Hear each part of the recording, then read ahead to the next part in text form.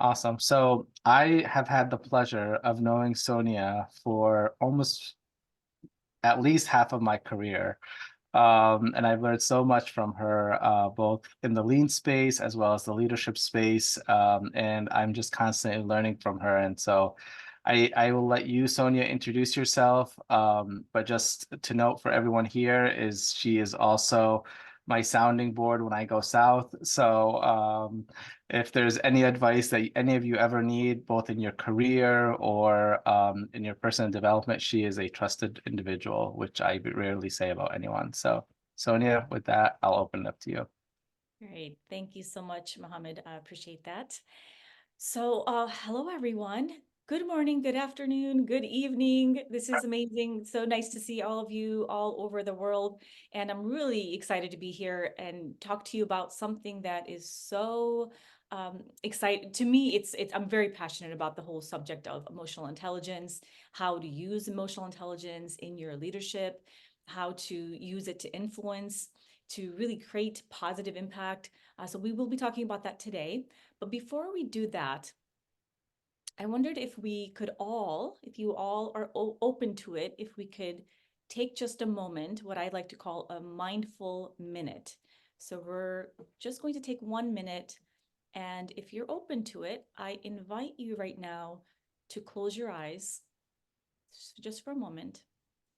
Close your eyes wherever you are, unless you're driving. But if you are seated in, in a chair, go ahead and take a long, deep breath. Breathe in through your nose. Hold it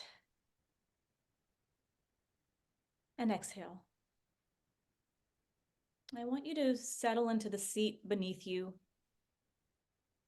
I want you to pay attention to the temperature in the room. Notice if it's warm or is it cold? Are you comfortable? Now I want you to notice what sounds you hear. What's the furthest sound that you hear right now? And what's the closest sound that you hear right now?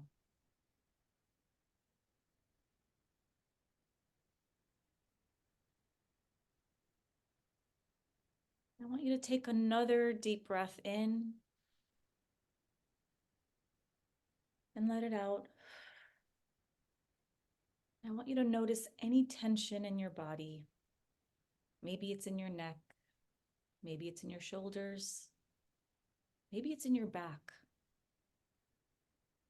Notice where it is. I want you to take another deep breath in. And as you exhale, I want you to imagine releasing that tension. Release it out of your body.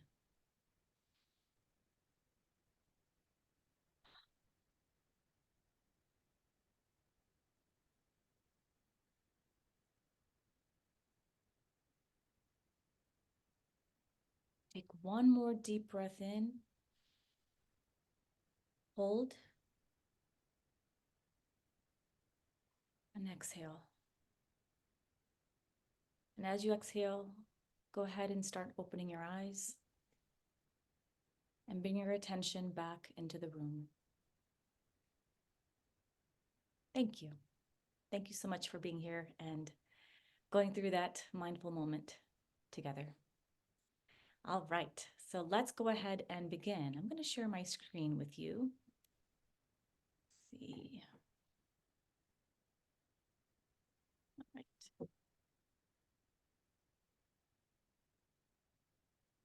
All right.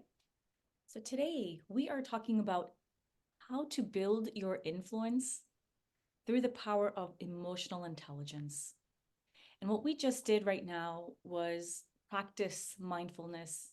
It's just a very moment of silence, a moment to step into your body, step kind of outside of your mind, step outside of your thoughts, and step into your body.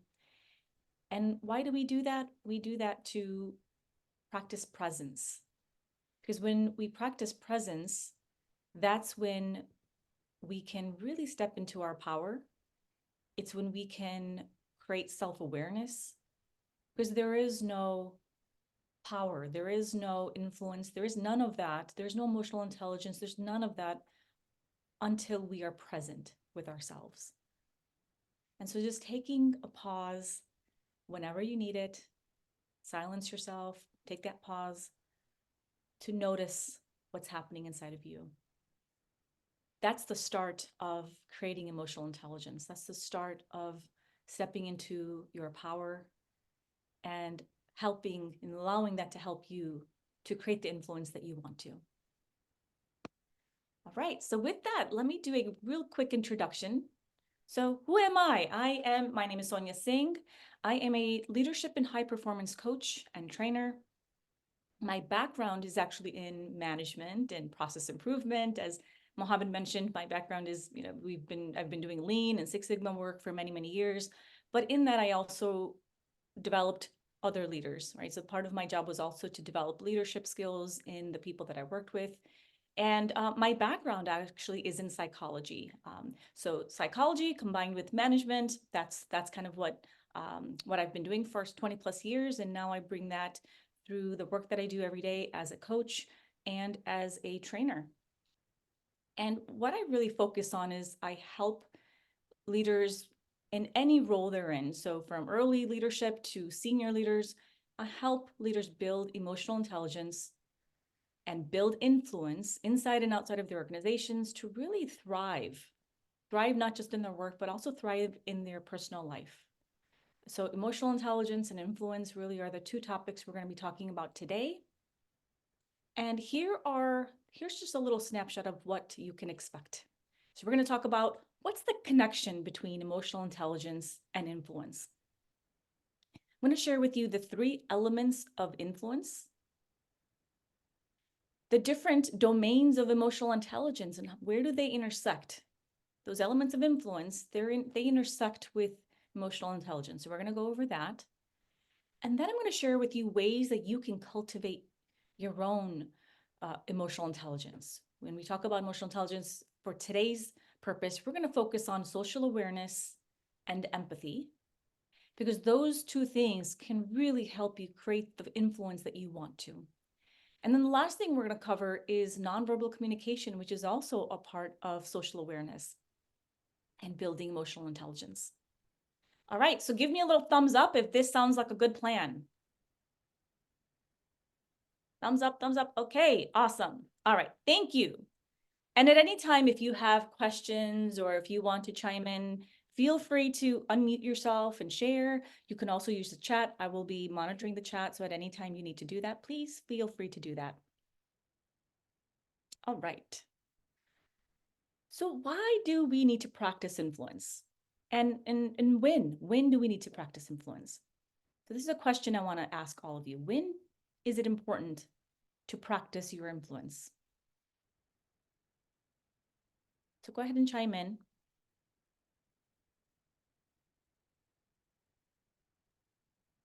Virtually every second.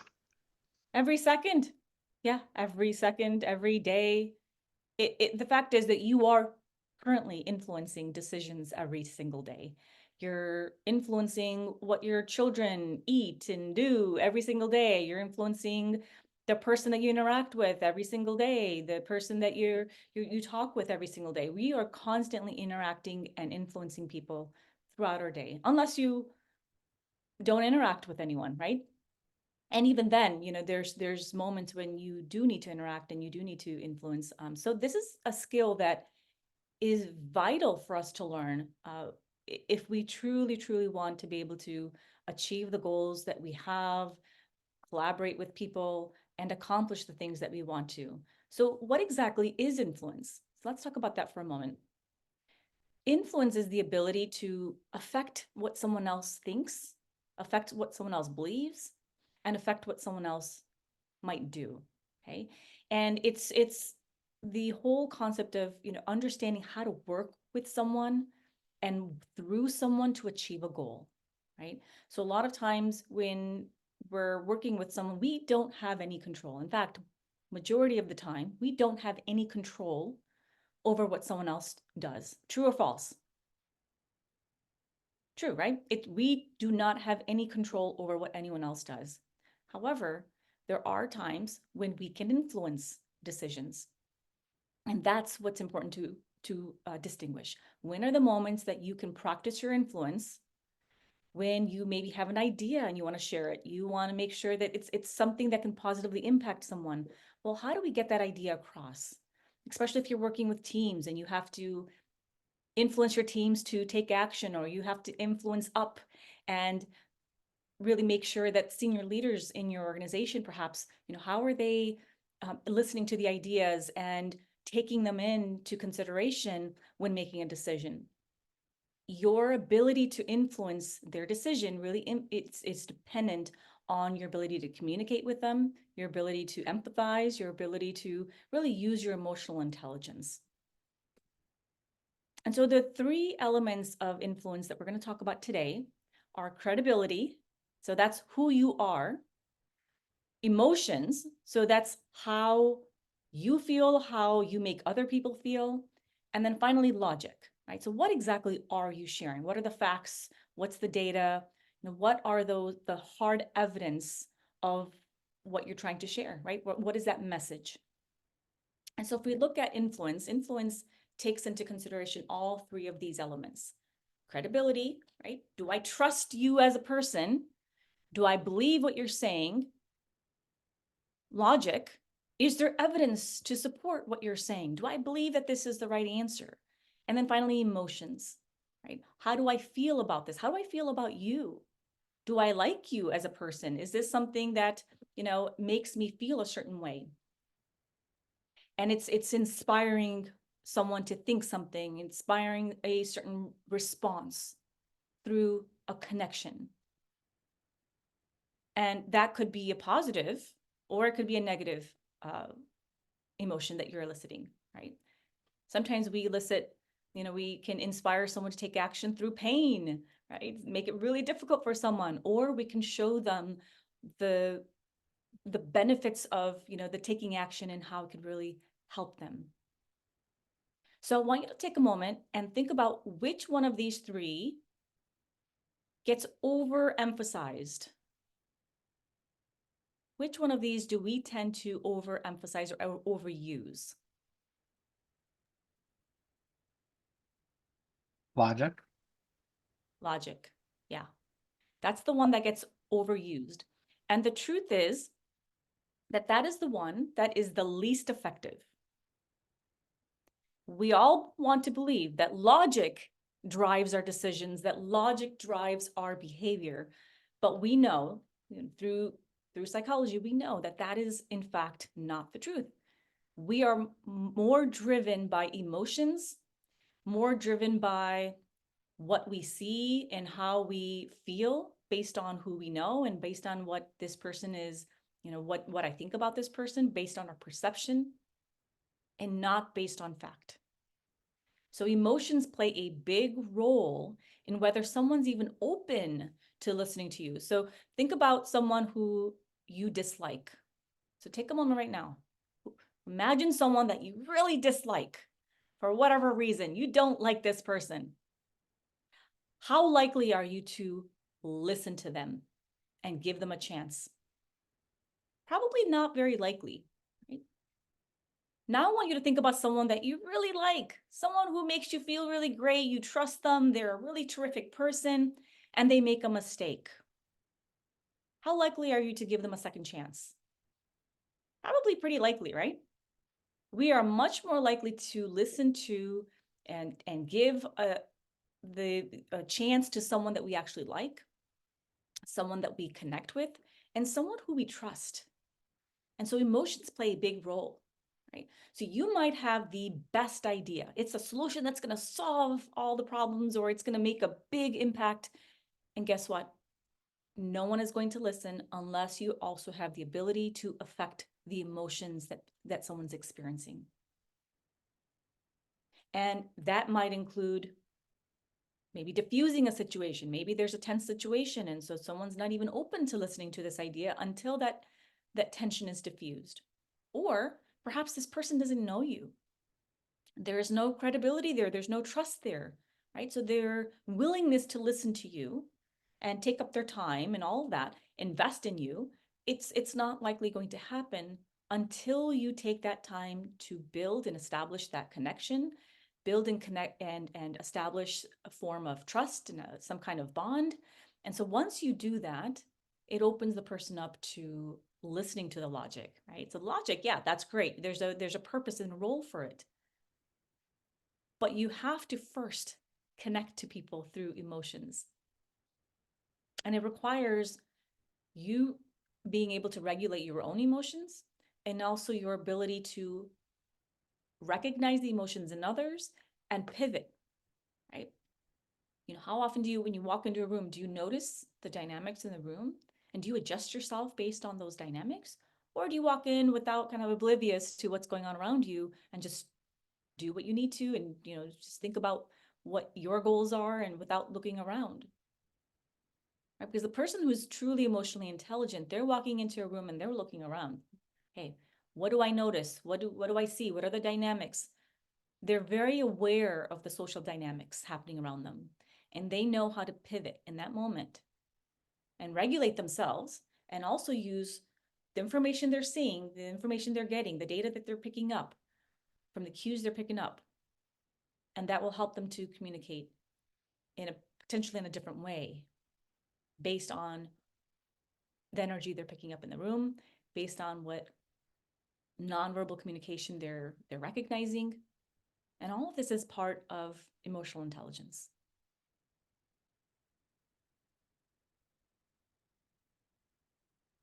Okay, so let's for a moment talk about what the impact is of emotional intelligence on workplace performance. Okay, these are actual numbers, and there were studies that actually looked at, you know, how does emotional intelligence impact performance in the workplace? So in healthcare, there was a study that was done, and they found that deaths in the intensive care units were 4 times greater when the nursing staff was depressed and or emotionally unavailable to the patient. It's a big impact on the nursing staff's ability to regulate their emotions and how that impacts the patient. Insurance sales agents were able to sell more when they are more emotionally intelligent. So the ones that weren't emotionally intelligent, they can't control their emotions. They're perhaps, you know, just not able to either recognize their emotions. They can't manage themselves well. They're not as successful as their counterparts who are emotionally intelligent. And then finally, executive leaders are way more successful when they are able to not only recognize their emotions, they can regulate their emotions. They don't, you know, they're really in control. They don't let their emotions dictate how they behave. They're able to process their emotions, get through them, and to kind of separate that from their kind of what the logic is, right? So they're able to separate their emotions from logic, and they're also able to recognize the emotions in others and help them through so they can get to the logic. So logic is what we all want to get to, but emotions are, that's the first step. You have to get through the emotions before you do that. Okay, so how does emotional intelligence impact influence? So to influence others and to gain their trust and commitment, we have to understand what someone else is experiencing, right? So we have to understand, what is someone feeling? What are they thinking? What's their perspective? And once we can do that, and we can use that information to communicate with them in a way that resonates, right? And that's how you influence people. If someone doesn't understand you, right, they're completely missing the mark, and you're sharing something with them and they're not really paying attention, or perhaps they're paying attention, but maybe they've missed the mark.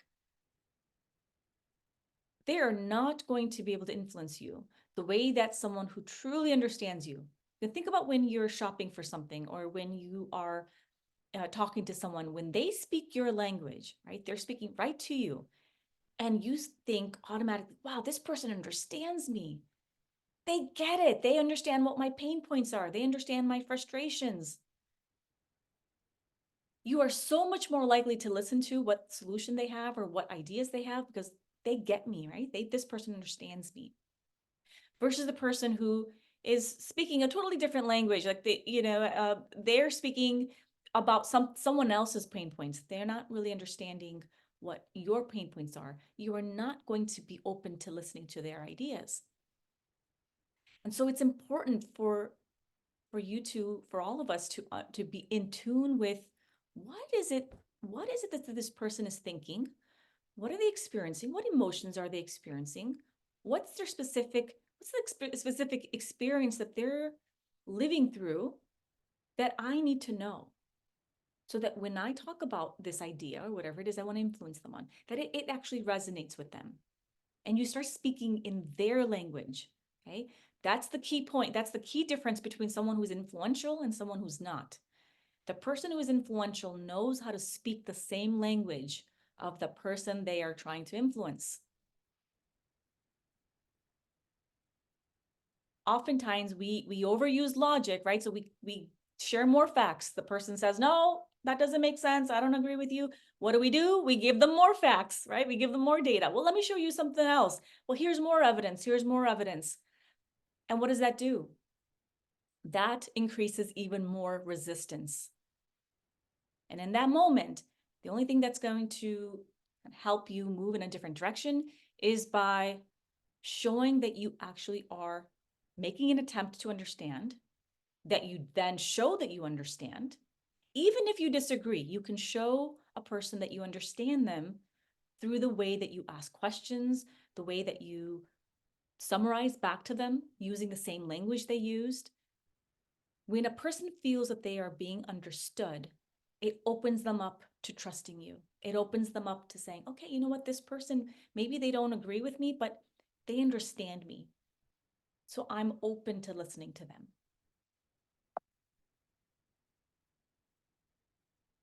And so an emotionally intelligent individual is much more persuasive because they can adjust their communication strategies, right? Like, okay, now that I know what this person is thinking or experiencing or feeling, I know what not to say and I know what to say, right? And I can adjust that based on my audience.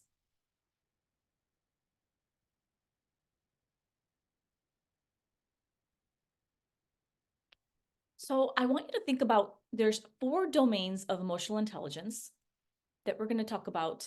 We're only going to cover a couple of them for today, since we only have a limited time together. We're going to focus on the bottom 2, right? The 4 domains of emotional intelligence include self-awareness. So that's recognizing your own emotions, recognizing your own experiences, taking the time to really understand, okay, what am I experiencing? What do I need?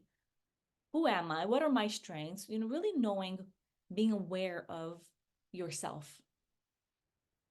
And then being able to manage yourself, being in control of difficult emotions, right? How well can you manage your emotions, especially when it's a high pressure situation, when it's a stressful situation? Do you allow the emotion to take over and control your behavior? Or are you able to take that emotion, process it, or maybe put it to the side for a moment and handle that situation in a way that is logical, and then continue processing that emotion? That's the key, and that's the difficult part.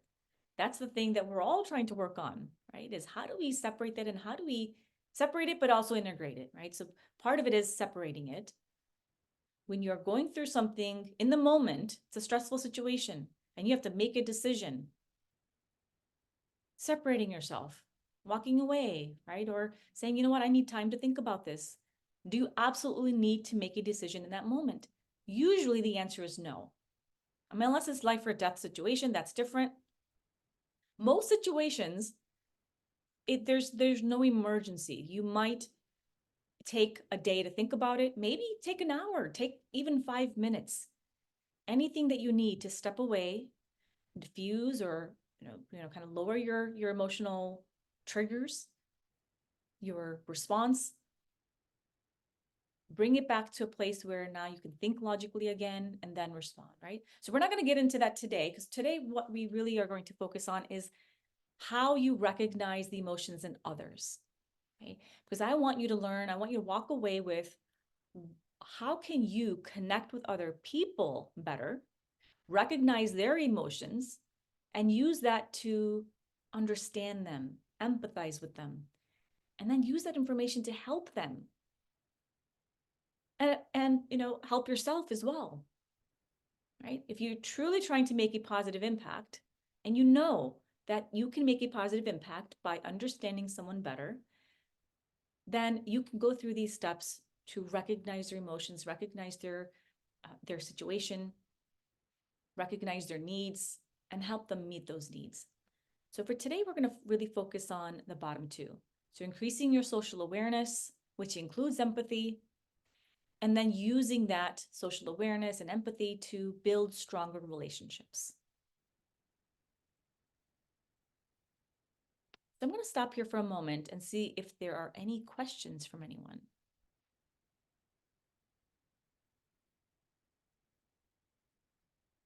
Okay. So social awareness and empathy, we're going to focus on this for right now. And I'd like you to think about your own ability to be socially aware, right? I want you to rate yourself on a scale of 1 to 10, 1 being low, 10 being really strong or really high. How easily can you read people's nonverbal cues, okay? Nonverbals. We'll talk about what exactly that means, but the nonverbals where it's not what they're saying, but you see, you're noticing some nonverbal cues, body language, not voice tone, all of those things. How easily are you able to pick up what people are communicating without using their words?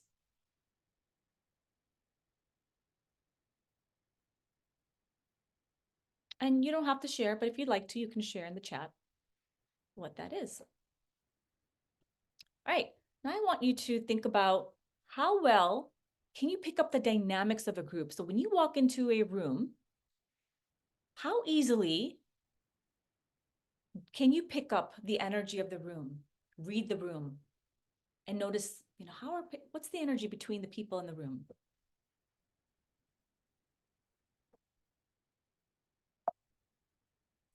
Right? And then finally, how aware are you of how your behavior and your nonverbal cues, how do they impact others? How aware are you?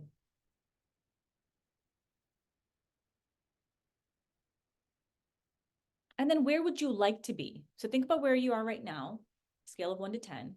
Where would you like to be for each one of these? And if I could just get one volunteer to share.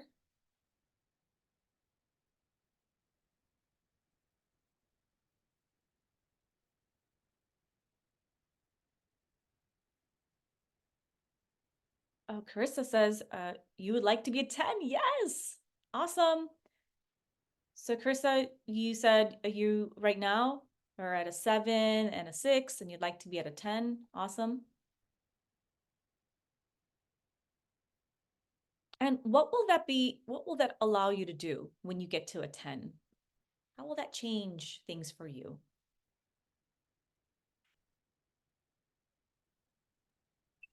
Sorry, I'm driving, but I think that would, it would allow me to build a relationship with people and trust, and then ultimately influence change and motivation.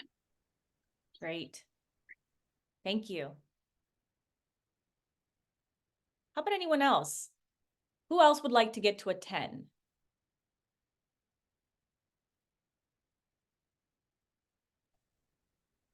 I think we would all like to get to a 10. And I think it's just really beneficial when you're going into a room. And I think you said it before that you have to be able to pivot your approach based on the energy in the room. And to be able to do that more, by picking up on the cues is something I think we all I'll speak for myself that I struggle with. If I know the people well, I think it's easier, but you get into different situations where maybe you don't know the people as well, and it gets to be more difficult. So it's something I think we could all improve on. Yeah, thank you, Sandy. I agree. I think that we can all get better. So wherever we are, wherever we are right now, we can always improve. And there's going to be time periods where we're better at it than others, right? So it's a constant practice, it's a continuous journey.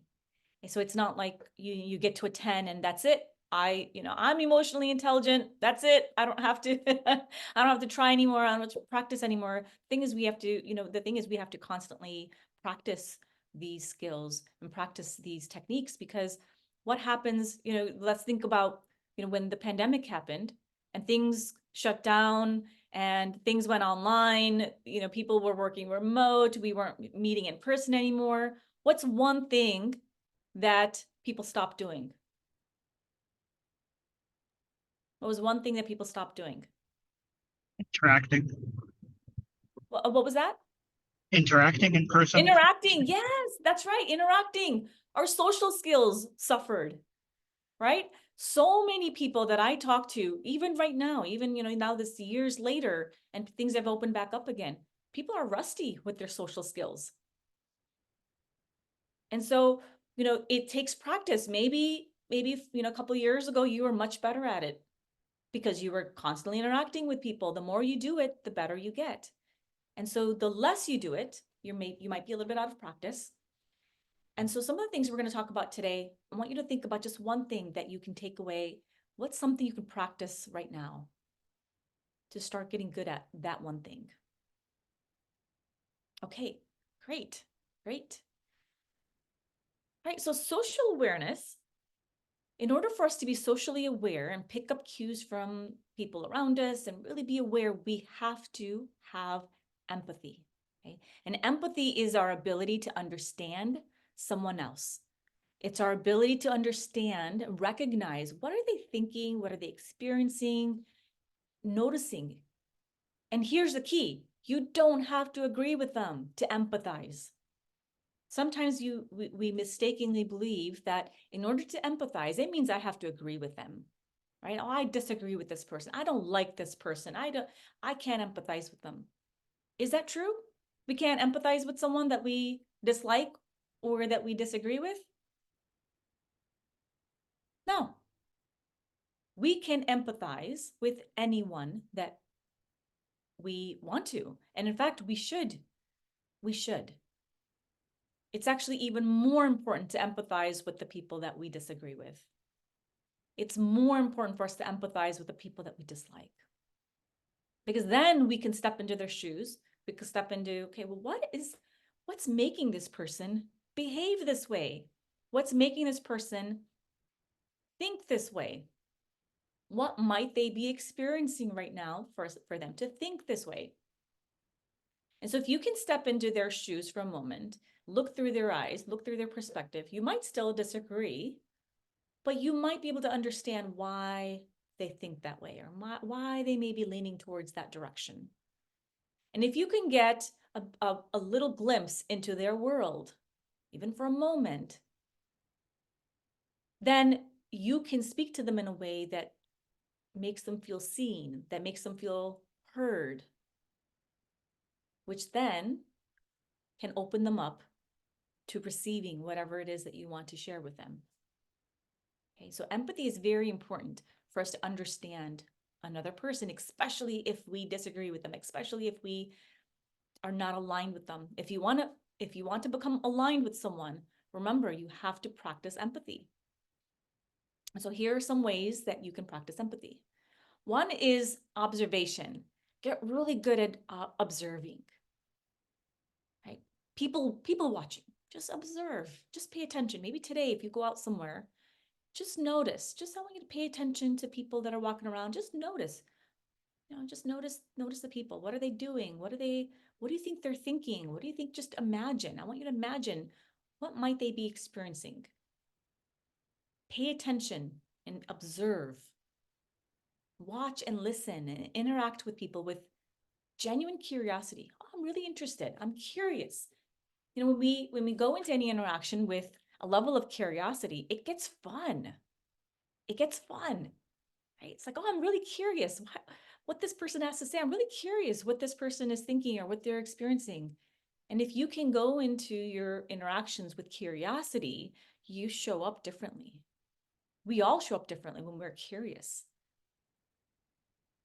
And it's not curious and, oh, I want to know what's, what this person's doing so that, it's helping me to kind of manipulate them. No, you're going into it with a level of curiosity because you genuinely want to understand them. And when we go into an interaction where we genuinely care and we're curious about that person, it makes the other person feel seen. And that's what we all want. At the end of the day, we all want to know that we're seen, that we're heard, that we're valued. And the best way that you can make someone feel valued is by genuinely being curious, genuinely caring what they have to say, even if you don't like it, even if you don't care.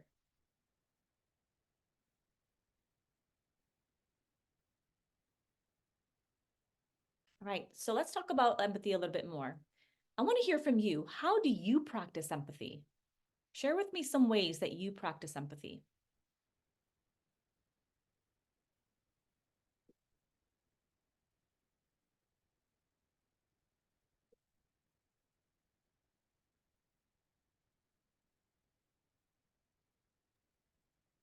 Um, oh, I'm not sure if this is empathy or not, but normally when I would approach others, I would in my mind think, okay, what is their interest and how they would think of what I'm offering.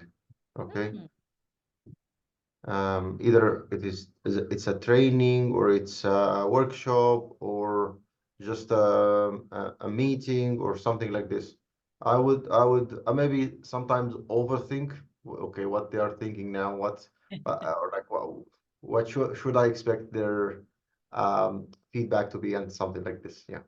Yeah, great. So finding out what their interests are, right? If you know what Yeah. their interests are, then you can, use that to present whatever it is that you're presenting. Great. Okay. Anyone else? How do you practice empathy and how do you show that you are understanding someone's experience or, you can step into their shoe? How do you do that today? Well, I think even when you're at work, just in doing employee rounding and talking to your people, you're letting them speak and not trying to listen to answer, but really listening just to listen to them. I love it. Listening, yes. And in fact, with what you shared, that's also part of listening, right? You're paying attention, listening to, okay, what are their interests? What are their needs? What are their pain points? Listening. That's the key. That is the key. We can practice empathy by truly listening. And that's a skill that we all think we're good at. And the truth is that most of us are not good at it, right? Because there's different levels of listening. And so the level of listening that we all actually are practicing is probably at the, non-listening is not listening at all, right? It's like, okay, I really have no interest. And so you're talking, but I'm not paying attention, right? And the place where most of us are is here, passive listening. This is where most of us fall on a day-to-day basis. We're listening, but we're also doing something else, right? I'm in the meeting, but I'm also working on something over here. Oh, I'm listening to my kid talk about, his toy or something over there, but I'm also cooking. I'm doing other stuff over here. I have an employee that's telling me something and I'm listening, but I'm also thinking about that next thing that I have to do, right? We're listening, but we're also multitasking. Right? What's after passive listening? Next after that is listening with an agenda. Right, so we're listening. I'm not multitasking, I'm listening, but guess what? I'm waiting for you to finish so that I can respond. Right, I have something so good that I want to say to you. So let me just, okay, as soon as this person finishes, I'm going to chime in and I'm going to share with them what I think, or I'm going to ask them that next question. And you're so excited to share with them what you're thinking that guess what? You're not really paying attention. Maybe you're paying 50% attention, but you're not giving them your 100%. So the only way that you can truly listen with 100% attention is by having no agenda. Having no agenda. The only agenda, the only expectation is, I want to understand this person better. That's it. And if you have any other outcome in mind, oh, I'm listening because I want them to do this. And that's why I'm listening. But I want to get them to the here. That's an agenda. And you're not truly listening. This is really hard, by the way. So what I'm sharing with you is not easy. It's easy to say, it's not easy to do. But this is the piece where we can grow. This is the piece where most of us, we limit our ability to empathize because we're not truly actively listening. We're passively listening, or we're listening with an agenda. And, not every moment it's going to require active listening, or not every moment. I mean, there's going to be times where, you only have, a limited amount of time. And so you have to ask yourself, okay, is this a moment that I need to give this more time? Perhaps this is not the time to listen to this person, or maybe you want to schedule some time with them. Say, I really want to listen to what you have to say. How about we schedule, a half hour, or how about we schedule another time where we could talk about this, because I really want to give you my 100% attention. Because there's nothing worse than someone listening, but not really listening, not really paying attention to you, right? How important do you feel when someone is listening to you, but they're not paying attention, they're looking over here? How does that make you feel? And how likely are you to be influenced by that person, or take anything that they have to say and take it into consideration? You're going to tune them out, right? So if you want to truly be able to influence, influence requires people to listen to you, be receptive to you. The only way to do that is through first being open and receptive to listening without any agenda. And your only agenda is what? To understand. Well, let me understand this person better. Let me ask them questions to make sure that I really understand them. Right? And really paying attention to what's being said, what's not being said. Okay. So right now we just talked about the verbal communication. Okay. Let me listen. What are they actually saying? What are the words they're using? Is there a word or a phrase they keep saying over and over again? Because that could clue you in to something that they're experiencing. It could clue you into something that's really important to them. If they keep using the same words or the same phrase, there's something there, and you can bring it up and say, oh, you rephrase that, or you use that and state it back to them. Oh, you said this a couple of times. Tell me more about this. And now you're opening the door for them to share more with you. And you're speaking their language, right? So you share and you mirror back to them what they just shared with you. To them, that's, oh, this person understands me. They're using the same words that I used. And that signals to the other person that you're listening, that you understand them. Gosh, this person gets me.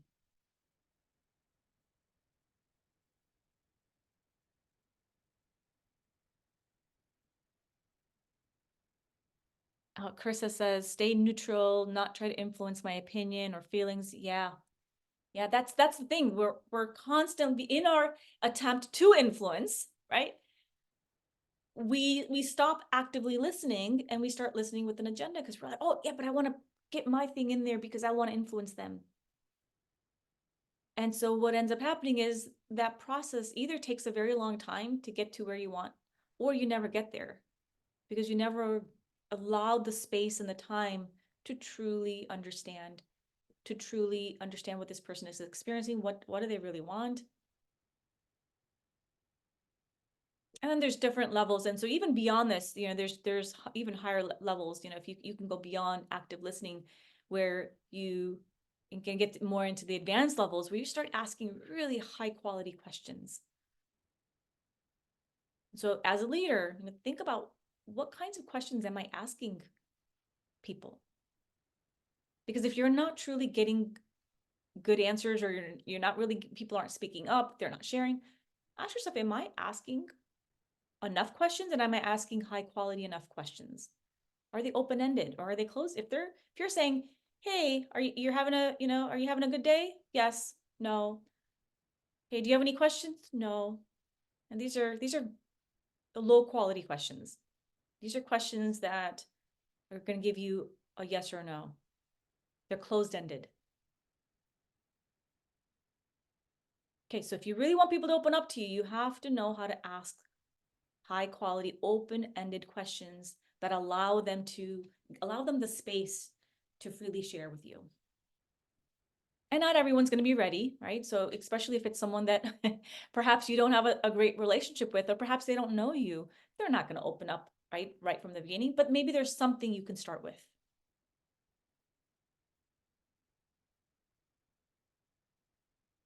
Okay, so I'll stop here for a moment and see if there are any questions or any comments, anything that's coming up.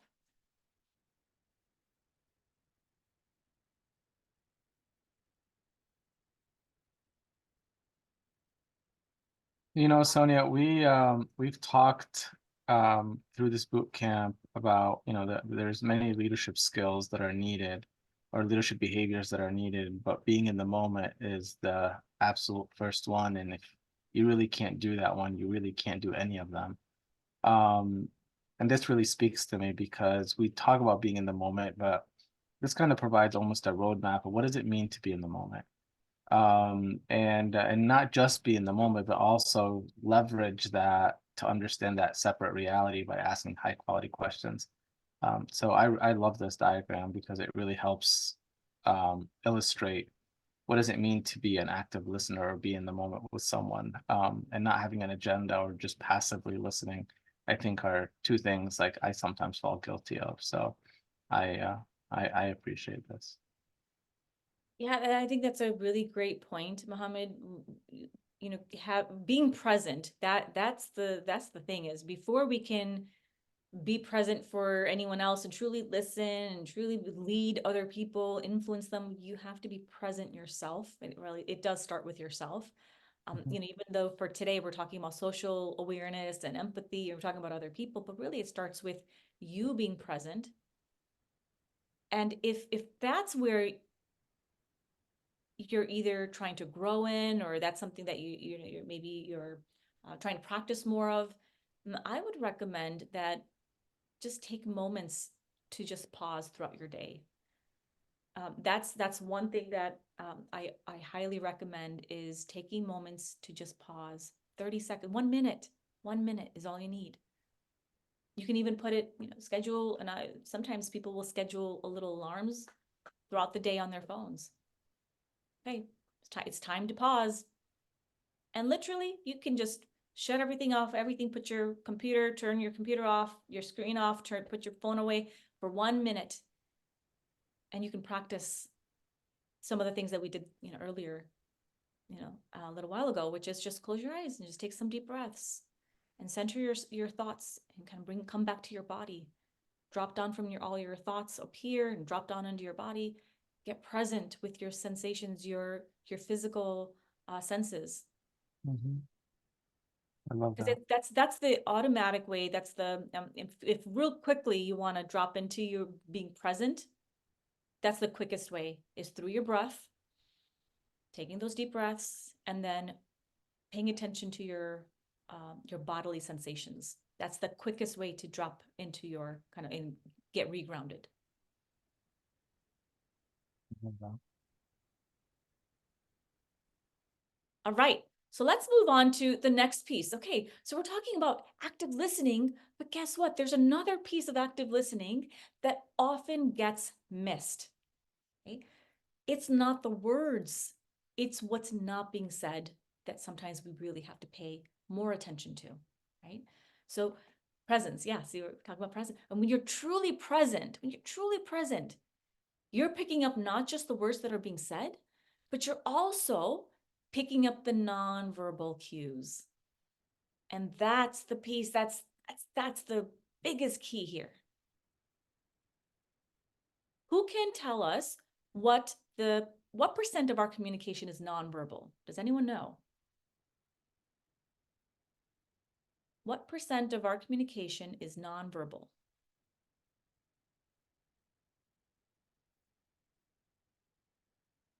Take some guesses. So throw out a number.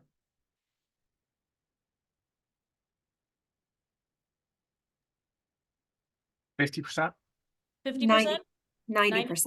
90%? Okay. Anyone else? Sandy, Ahmed? What do you think? I was gonna say 50 as well, or 50? maybe 40. Maybe 40? Okay. Ahmed, how about you? What do you think? Let's say the same. 50. 50%? Okay. Anyone else? Yeah. No, 50%. 50%. Okay. All right. You ready for this? Our nonverbal communication is 93% of our communication. 93%, right? Wow. Krista, I think you were the closest. You said 90%, right? Yeah, 93%.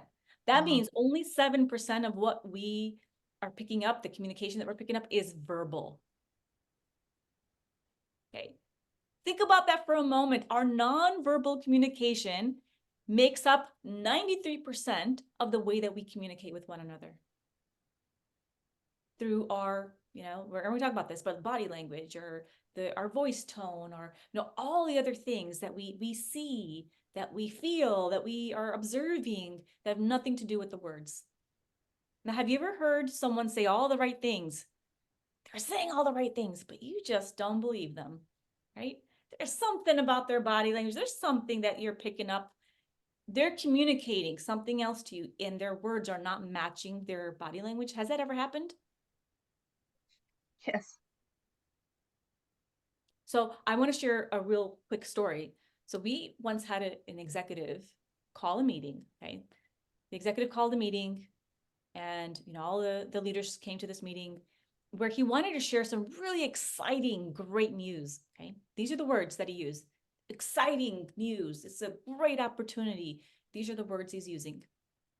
And while he's sharing all the right words about this change, this amazing change, this incredible opportunity for everyone, all the amazing things that this is going to change and improve for everyone, he's saying all the right words. His nonverbal communication told us the opposite. He was sweating. He was looking down, reading a piece of paper, would not make eye contact with anyone. So there was no eye contact. He was visibly anxious, right? So his body language, the way that his voice sounded, all of that, we're looking at that, and it's not matching up to the words. So you know what happened in that meeting? No one believed him. So the changes he was sharing, we didn't believe that it was a great change, right? We did not believe him because he didn't believe it himself. No one believed the words, even though they sounded great, because his body language, the nonverbal communication, told us that this was not a good idea. Or that he was hiding something, or that there was some more to what was being shared. There's something missing there. That was the message that was sent. And the thing is, we are constantly communicating non-verbally to others, constantly, right? 93% of everything that we are sharing with the world is through our non-verbals, right? So the more aware that you are of how your non-verbals are being perceived, the more influence you can create, right? So one is, think about how your non-verbals are being perceived. And then what are the non-verbals that you see in others? What communication do you pick up that might give you some information without someone even telling you? So for example, someone walks into the room and automatically know they're upset, right? They haven't said a word, they haven't said anything, but you know they're upset. Or you know, you ask someone, hey, how's it going? And they say, I'm doing fine, but you know they're not fine, right? They're saying the right words, but maybe it's something in their voice tone. Maybe it's the way that their expression is. Maybe it's their body language. There's something going on. You're like, this person isn't fine.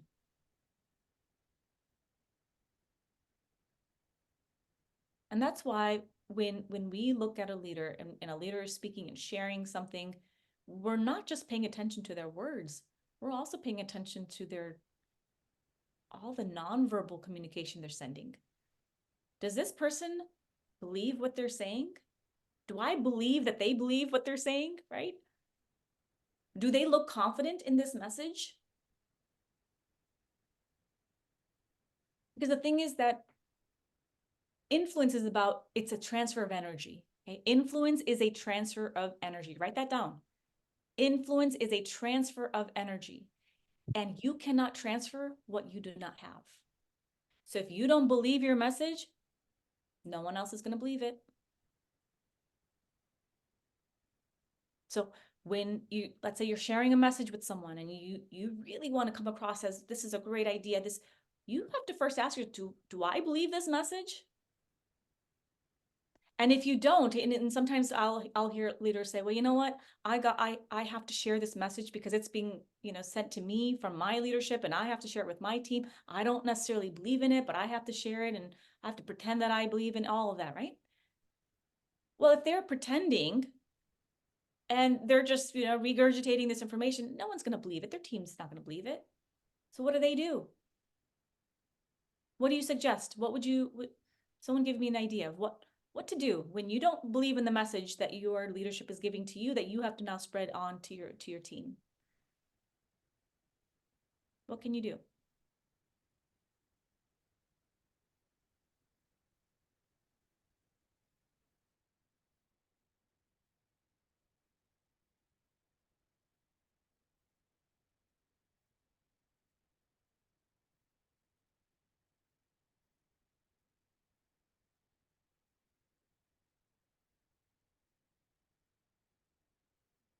Has that ever happened to you where you have to share a message that you don't fully believe?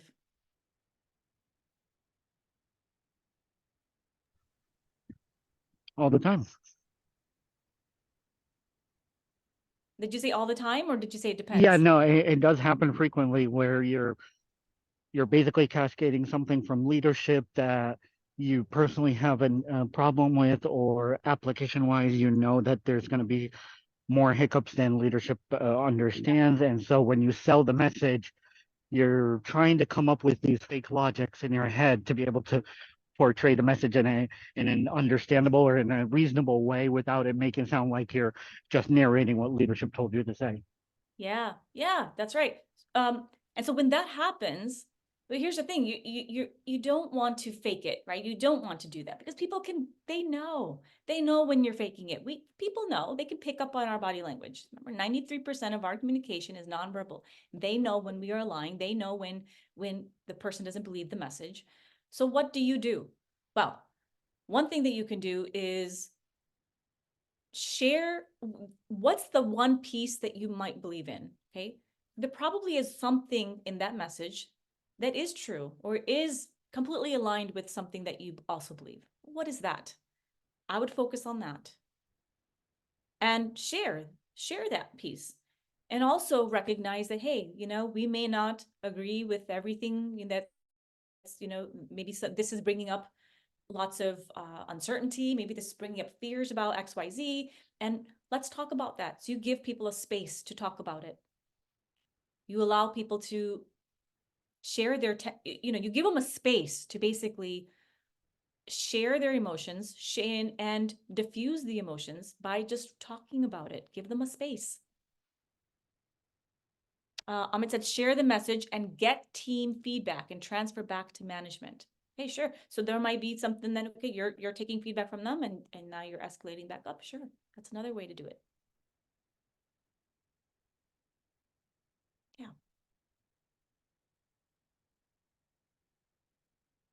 All right. So let's pivot a little bit here. And I want to talk about different types of nonverbal communication, because I want you to get really good at picking up on nonverbal cues. Who can name some different nonverbal communication, different types of verbal communication?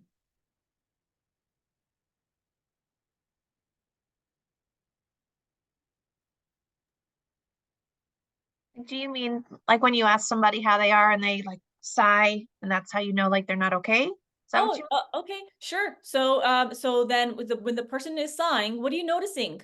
What are you noticing about maybe their body language or their eye contact? You know, what are you noticing? They tend to roll their eyes. Oh, roll of the eyes. Yes, that's a good one. Yes. Are they rolling their eyes? Great. What else? What else do you notice?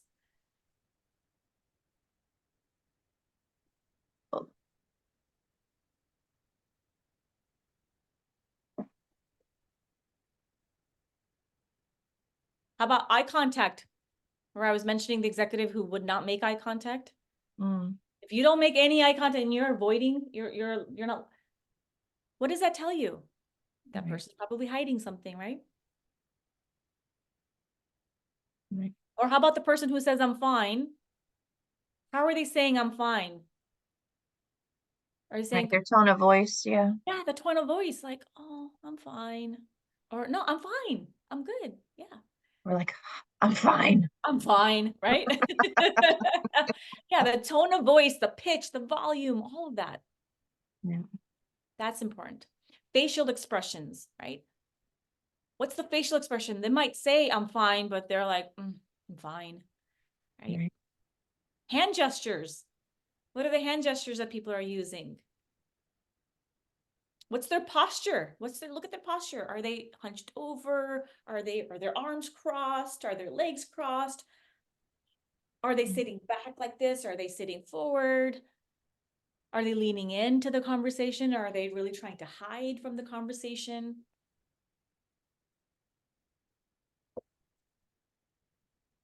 Yeah, so all of these things give us information.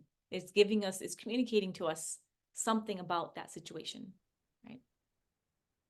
And then another one could be proxemics, distance between people. Where are people sitting? That also communicates.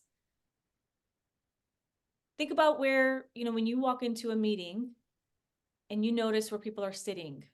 What do you notice? So if you knew the CEO or the most powerful person in the room is sitting, at the head of the table,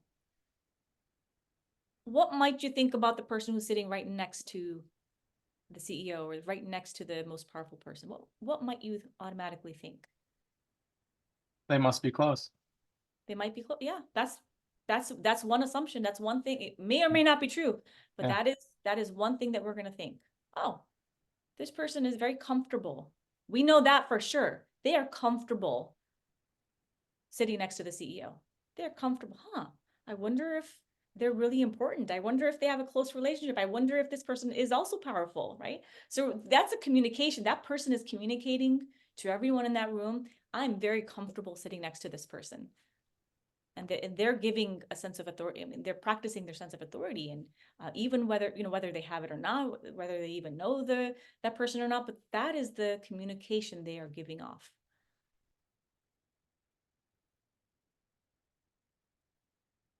Or how about the way people dress? Their physical appearance can also tell us a lot. And again, these are perceptions, so there may or may not be 100% accurate, but this is how we pick up communication. We're communicating with each other all the time based on our physical appearance. And I don't mean physical appearance as in, our, what we're born with, our features and all that. I'm talking about, do you take care of yourself? How are you dressed? What are you communicating to everyone around you based on your physical appearance? Because that can impact how people perceive you.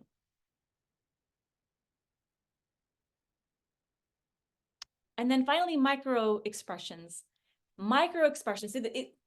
The macro expressions are, oh, someone's happy, they're sad, they're angry. Those are macro. Those are much easier to tell, right? Oh yeah, this person doesn't seem very happy right now, or this person seems really happy. Okay, but there's so many other emotions, experiences, things that are kind of in between. And that's where, when you get really good at picking up on these micro expressions, you can tune into them. You can pick up what is this person experiencing? And then you can ask the right questions. You can respond in a certain way because you've picked up on those cues. Okay, so I want you to take a look at these faces. And I want you to tell me which number is showing the emotion of happily surprised.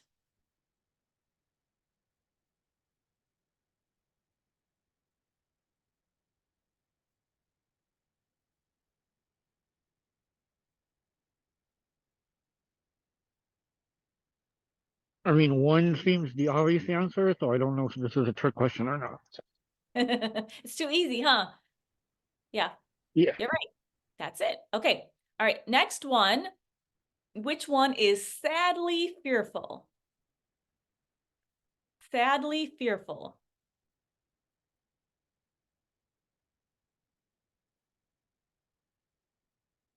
Okay. It said 4. What do you all think?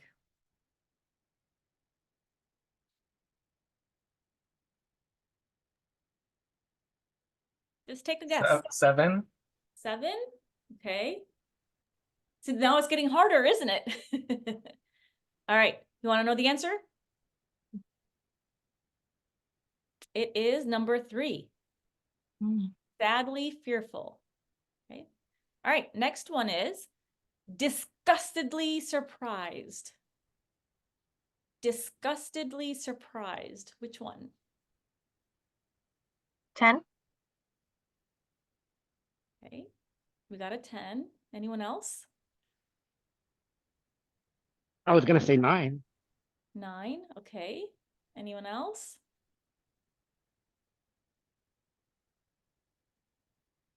See, it's hard. This is hard. Hey, you guys are close. You're getting closer. But the answer is actually 12. Oh. Yeah. Okay.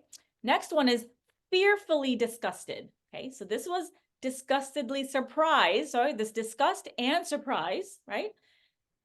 This next one is disgust, but also fearful.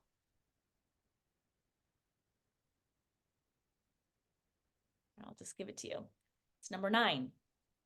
Right. So both disgust, but this one is showing surprise.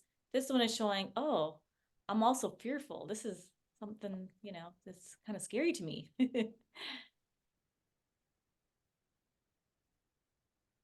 And then here's fearfully surprised.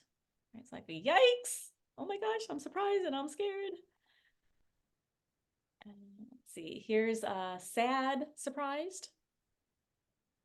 And then here's, you can look at all of them. Yes, it gets harder and harder. That's why it's called micro expressions, because it's like, oh, and when we say micro, it usually happens, it's like a split second. It's not like the person is just like standing there with their face like this, right? It's in a split second. They make that face and then they're done. So if you are really in tune with, and you're truly present, you have to be present. If you're truly present and you're aware, you're socially aware, you can pick up on those micro expressions. Like, ooh, they said they're fine, but they're not, like they said, they made that micro expression just for that split second. I saw it. So I know they're not okay. And perhaps I'll ask them later, or maybe right now is the time to ask how they're doing. Or, ask them some other questions, maybe, it might lead you to know something about that situation, or it might give you some clues into, hey, maybe the next question I should ask is this.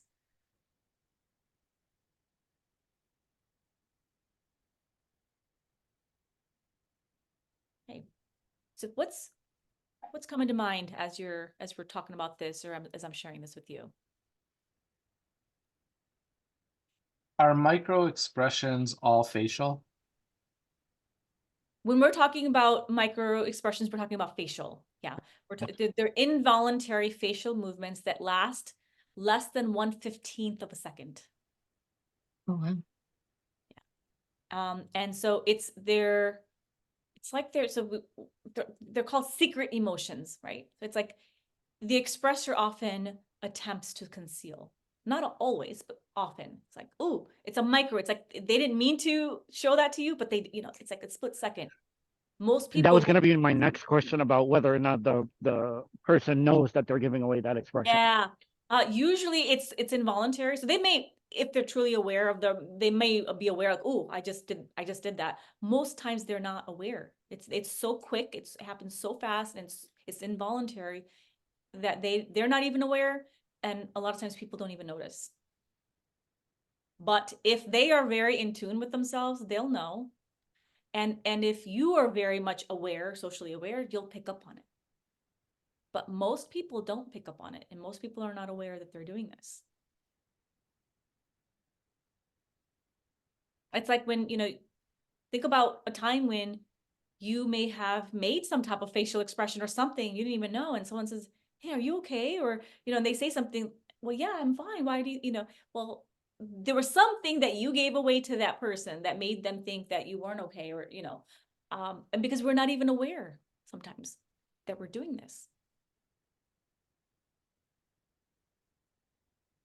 Okay, so let's see. I want to show you some of this in action, okay? How many of you watch the show Friends, or have you ever seen it? The show Friends? Yeah. Okay. Oh, God, it's my husband's favorite. It's your favorite? It's funny. It's a good one. Yeah. Anyone never heard of the show Friends? I think that was the more proper question of. Right. All right. Let's take a look at some clips here. All right.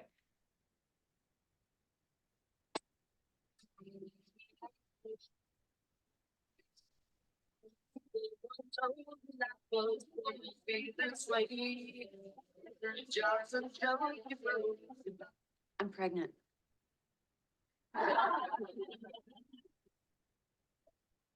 And you're the father, by the way. You got.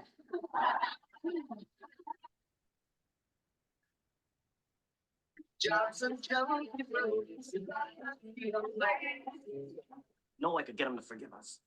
I don't know. I'm telling you.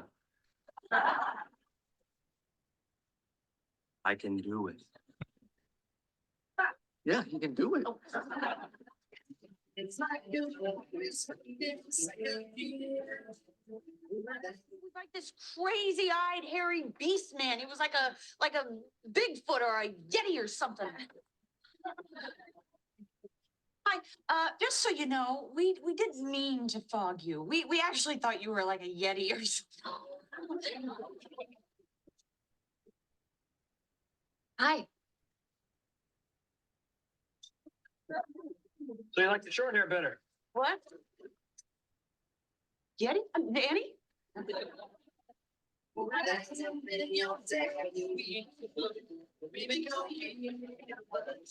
Steve? Hello?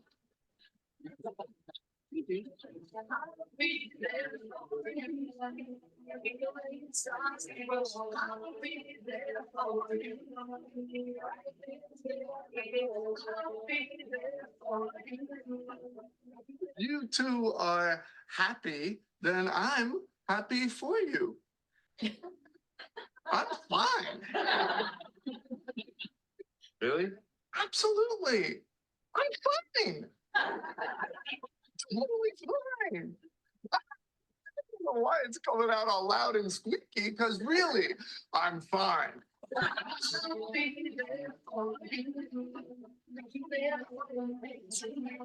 Joe?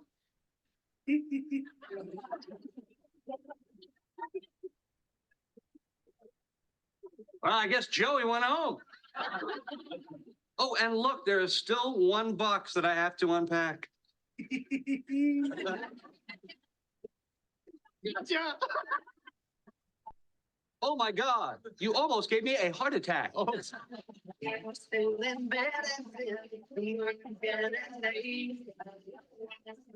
My but his friend and my sister. I cannot believe this. Sorry, but it's true. I love him too. My best friend and my sister.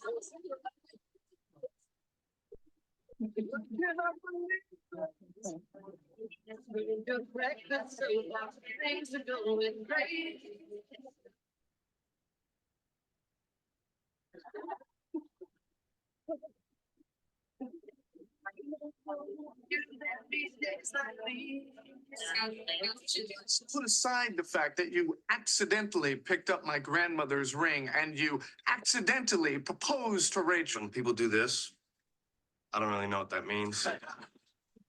I'm sorry.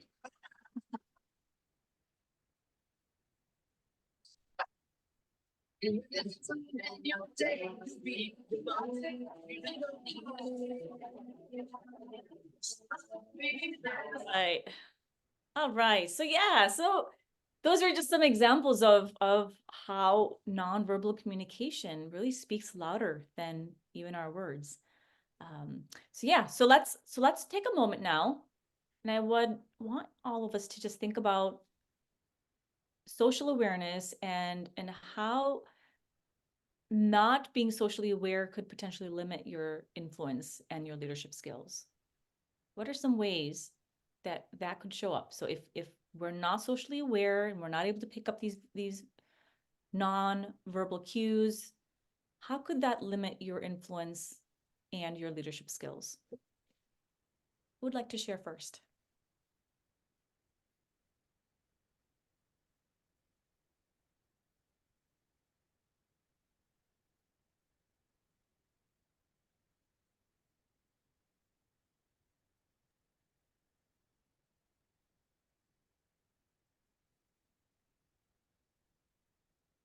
Well, I feel like you have to adjust your leadership styles based on the people that you lead.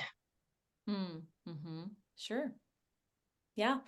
So when you are socially aware, you can recognize the needs of the people that you're working with, that you're leading, and you can adjust your style, and you can adjust the way that you communicate with them, for sure. Right. So what if you don't do that? What could happen? What could go wrong if you're not in tune with the needs of others and you're not able to pick up on the nonverbal communication? I think you miss creating connections with your people, and then you miss out on that, having that respect with them, like that connection with them. Missed connection, missed opportunity for, you said, did you say respect? You missed did. respect. Yeah, that's right. Yeah, lack of respect, for sure.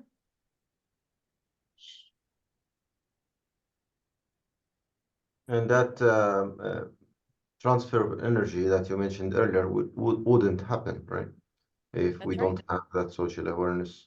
That's right. Yeah, you can't transfer that energy that you want to, right? Yeah, Because you're not in tune with the people that you're interacting with. yeah. So social awareness can definitely help us avoid a lot of these different things, right? So misunderstandings, right? So when we're not socially aware, we're not picking up cues, we're not picking up the nonverbal communication, then that can cause misunderstandings. Like someone is saying, I'm fine, but they're not, right? So you push through, right? Okay, well, they said they were fine, and now I'm going to push through and push through my agenda. No, actually, they're not. If you picked up on the nonverbal cues, you knew they weren't fine, and you would pause, and you would say, okay, maybe there's something else we need to do here to uncover what's really happening before we move forward. There could also be a missed opportunity to build that connection, like Sandy said, right? So it's a missed opportunity for me to learn about this person. It could also cause cultural insensitivities, right? So because I'm not aware, I'm not paying attention. I'm just going ahead. I'm just going to continue on and say and do what I normally say and do without understanding my audience. And perhaps your audience is different. It's your audience today is different than the audience you spoke to a month ago, or maybe, now you're traveling and now you're in a completely different country and you're in different, it's a different culture, and now you're not using, what you're learning about your audience to communicate. So it can cause a lot of unintended those unintended consequences.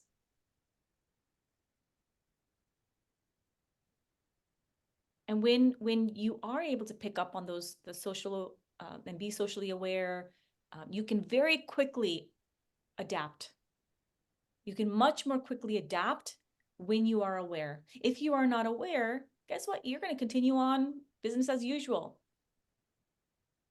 But if you can pick up very quickly, oh, you walk into a room, oh, I see the dynamics in the room have changed. Even if a new person joins the room, the dynamics can change. One person leaves, the dynamics change. Has that ever happened where one person enters a room, all of a sudden it goes quiet? Right? It's like, oh, this person just walked in, it gets tense in the room. Like, oh man, that person is in here. We can't be freely talking now, right? Or someone leaves and it's like, oh, now we can open up. So I was going to say, and there's those people when they walk in, the whole room kind of riles up and the whole room gets active kind of thing. Yeah. So the exact opposite as well. Yeah. Exactly. That's right.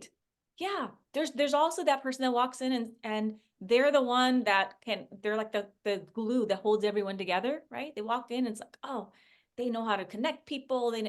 And being aware of that, you as a leader can then influence how your meetings go, how your interactions go. So for example, you have a meeting and you know the dynamics. If you think about the dynamics, you're like, oh, you know what, this meeting is not going to go as smoothly unless I bring in that person who can help me influence or can help liven up the room. Or maybe I need this person, maybe I need to make sure this person isn't there because that person is going to bring the energy down, right? So being socially aware, being aware of all the dynamics, being aware about how people impact one another, you can then be much more intentional about how you're communicating and how you're bringing people together, all towards, moving towards the goal that you're trying to help everyone achieve.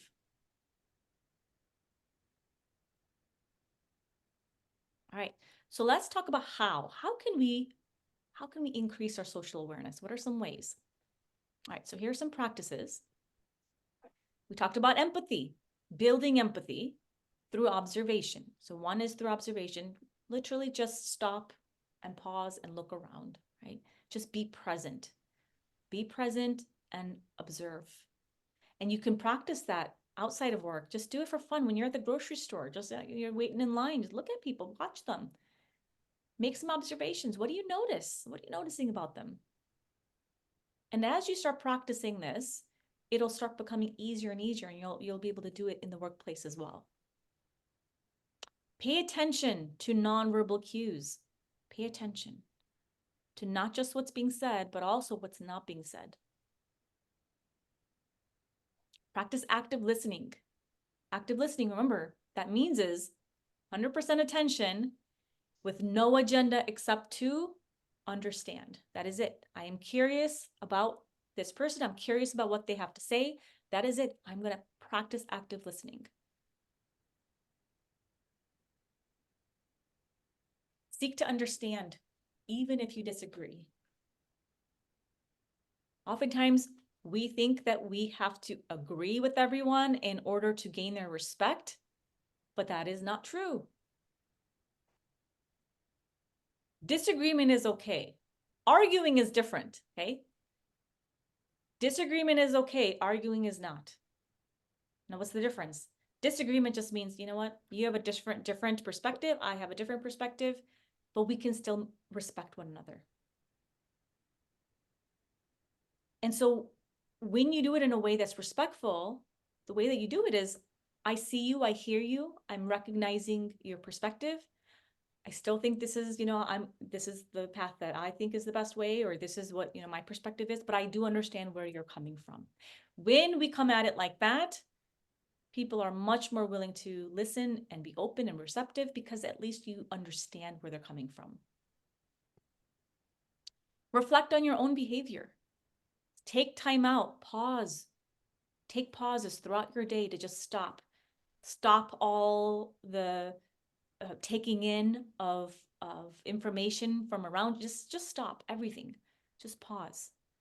Take a deep breath. Pause and notice your sensations. Remember, stop. When we pause, just for a moment, it doesn't even have to be for very long. I mean, if you want to meditate for, some people meditate for an hour. I don't have time for that. Or, maybe I do, but I don't want to, right? That's fine. But take one moment. Everyone has 1 minute to pause and say, okay, I'm not going to do anything right now. Just pause. And by doing that, we slow down all of these thoughts up here. We get centered. We reduce the noise. And we start really becoming more aligned with, okay, all right, this is what I need to do next. But when we're constantly on the go, we're not pausing, we're not reflecting, then we're reacting throughout the day instead of being intentional about your day. So emotional intelligence is about really being in tune with, okay, this is how I feel right now. This is how I am right now. I'm able to regulate my emotions. I'm able to pause and say, okay, I'm going to stop the noise. I'm going to stop the distractions and pause for a moment, recenter, and then decide what my next step is.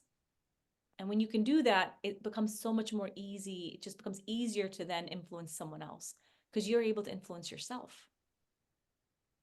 Ask for feedback.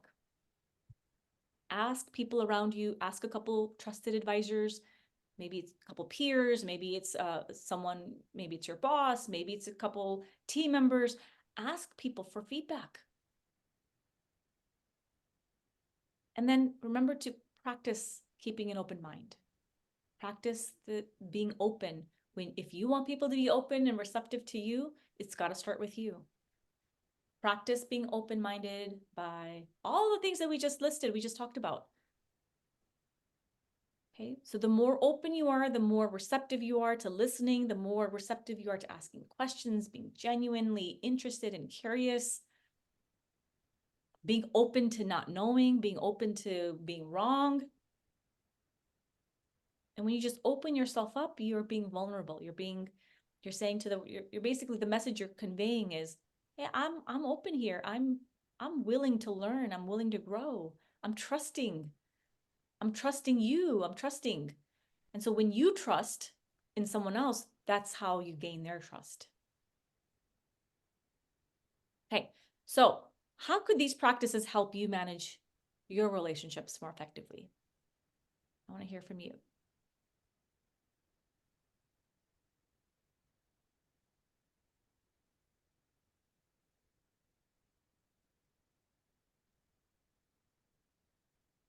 I think we have enough time for everyone to go to small group. And you can either answer this one or this next one. Okay, which one of these do you want to practice more of? Who'd like to start?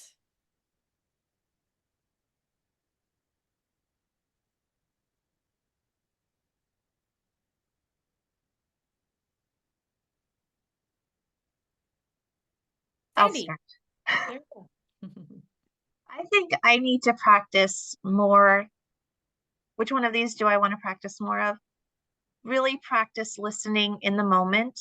I feel like for me, I get interrupted so many times during the day that I tend to become numb to people coming in and talking to me, that I feel like I sometimes am a very passive listener. And really taking that time, like I'm trying to in my head think like, how can I make my time with my employees, like when I do employee rounds, it's different, but when I'm, talking with employees that are coming to me, how can I take that time and make it more meaningful to them? Mm-hmm. And really observe those nonverbal cues with them, and really, like, when they're coming to me with an issue or need help with something, to really give them that. I feel like I'm better at it when I have scheduled one-on-ones, or when I know that I have that time for them, but not always great with it when it's throughout the day, because I feel like I have, I'm so many other things going on that I don't always take the right time. I don't know. Yeah, That's no, something I feel like I need to work on. well, I think it's great that you've recognized that as an opportunity to grow, in that area, and recognizing that, and then just saying, okay, what's one thing that you can do right now to get a little bit better at that? What's one thing? Maybe it's, like you said, maybe scheduling time for that. Can you schedule more time for that? Or is there one small thing that you can do to maybe minimize your distractions during that time you're Right. listening? Right. Right. Thank you. Who's next? I think the one thing that or the one thing that took most of my attention is to reflect on my own behavior, and um, and because like in most of the times, or in many cases, I would, for example, my response maybe not well thought, right? Especially in terms of cues.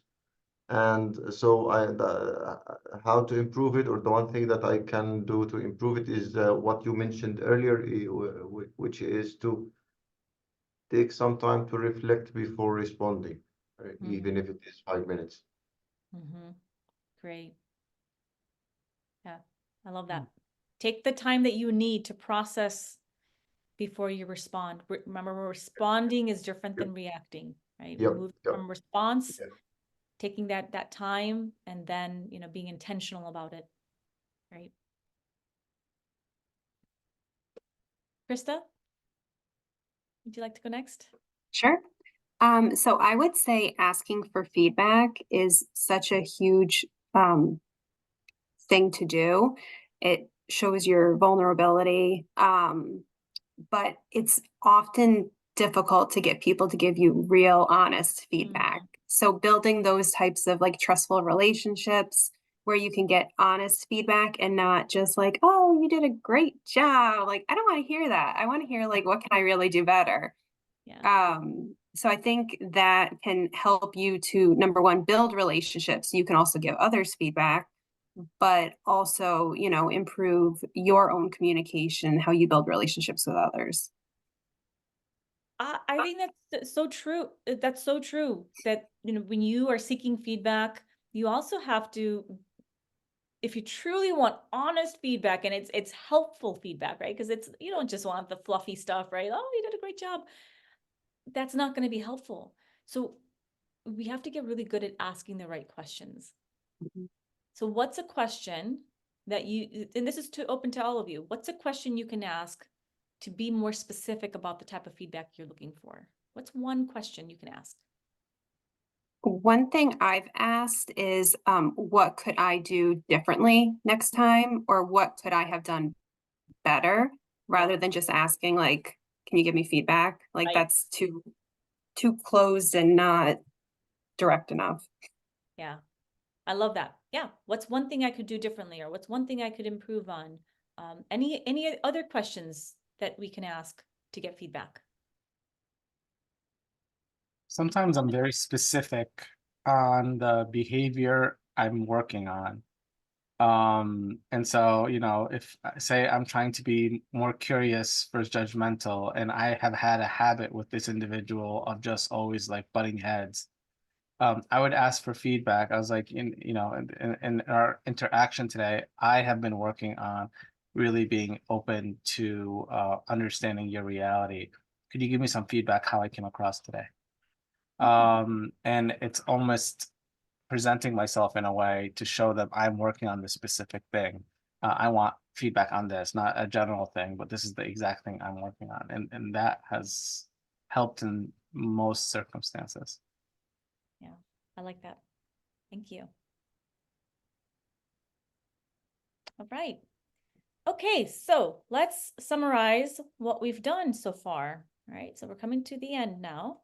So we talked about how emotional intelligence impacts your ability to influence, right? So the stronger you are with your ability to manage your own emotions and your ability to be socially aware, your ability to empathize, all of those skills will help you to influence those that you work with, those that you interact with.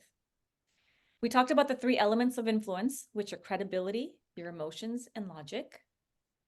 We talked about the 4 domains of emotional intelligence, which is self-awareness, self-regulation, social awareness, and relationship management. We talked about how to create more social awareness and how to create more empathy.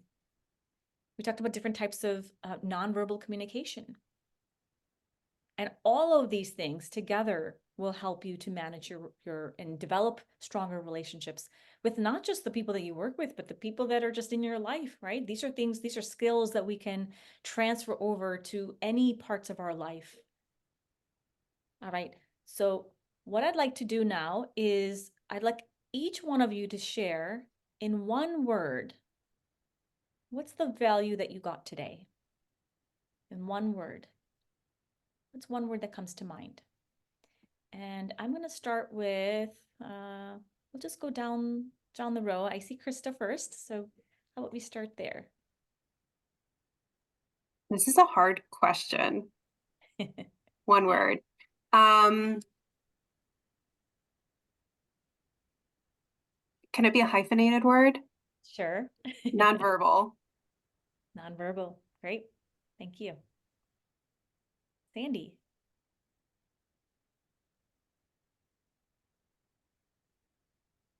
Oh, you're on mute. There we go.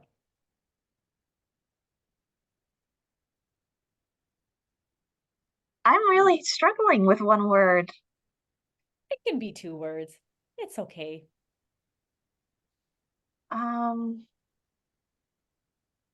No, I want to say just active listening, but there's so much more to what you said. It's, I don't know.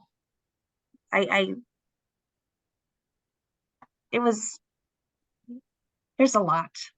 I'm sorry. I feel like I'm selling you short with that. Well, perhaps, it's not what you learned, but it's just what you feel like you're walking away with as far as, think about perhaps the growth that you might be experiencing or something that you want to do with this. So it could be anything. Right. Well, I'm walking away excited. I feel like excited to bring these practices back. I've taken so many notes. I think, things that we've learned today, it's going to benefit us as leaders in so many different ways. So maybe my one word is excited. I love it. Perfect. Thank you. Ahmed. I would say empathy. Empathy. Great. Yeah. Fantastic. Mohammed. Presence. Presence. I like that. Yeah. All right. And then who else do we have? Abraham. Abraham, yes. How about you? So I'm gonna do Krista's approach with the hyphenate and say emotional clues. Emotional clues. I love it. Yes. Brilliant. Wonderful. All right. So we'll stop here and I want to open it up to any questions or any comments or anything that's coming up about the topics that we talked about today.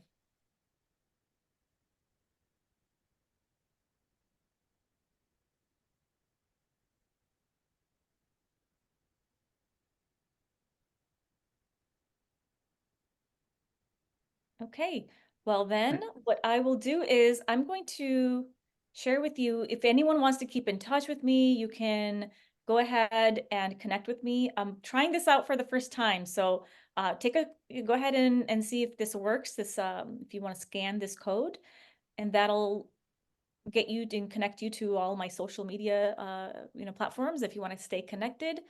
But I would love to stay connected. And if you have any other questions that come up after today, you feel free to let Mohammed know.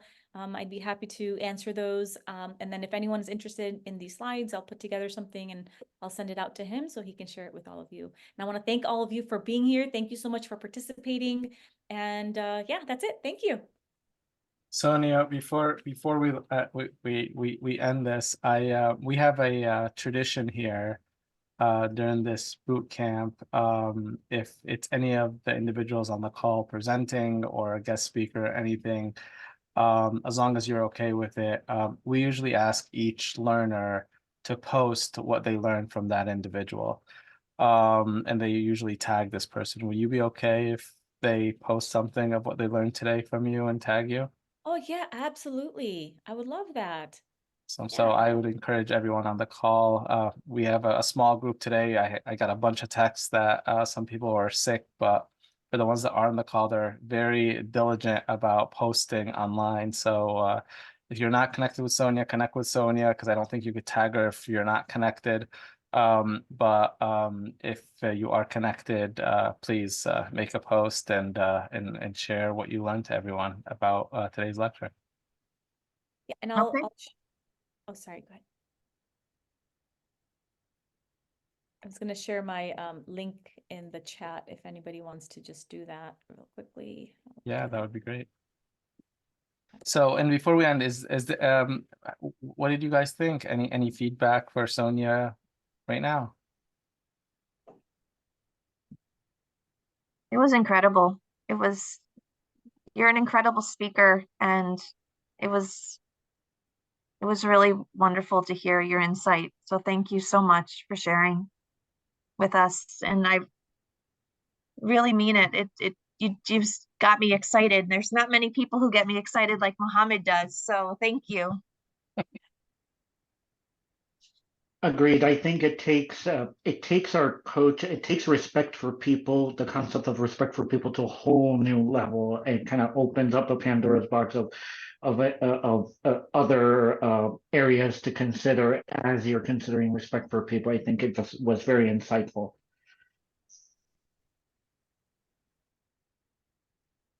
Agreed. Great. Thank you. Thank you so much for Thanks so sharing much. that feedback. Appreciate it. Awesome. All right. Well, it takes around an hour for me to get from Zoom the link for today's recording, but I'll send it out to all of you. And Sonia, you're on that email as well, so you'll have the link as well. And feel free if you need to share it with anyone that you work with to send it out. Awesome. Thanks, Awesome. everyone. Thank Bye-bye. you. Thank Bye. you. Yep. Take care, everyone.